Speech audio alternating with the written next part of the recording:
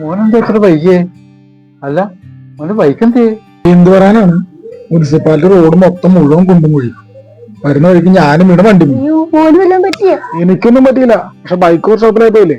ഇതൊന്നും ചോദിക്കാനിവിടെ ആരും ഇല്ലല്ലോ, ആരോട് പരാതി പറയാനാണ്? അത് നീ പറയരുത്. അത് പറയാനുള്ള അവകാശം നിനക്കില്ല. അതെന്താ?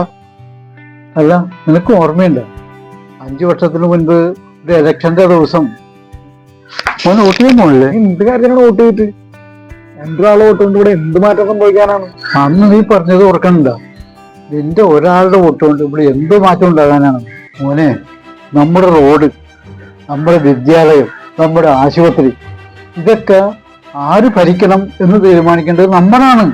ആ വലിയ അധികാരം നമ്മൾ സ്വയം വേണ്ടെന്ന് വെച്ചാ പിന്നെ പരാതി പറയാം. നമുക്കെന്താ അവകാശം? പരാതി പറയും മുമ്പ് ഉത്തരവാദിത്വം നിറവേറ്റൂ. വോട്ട്.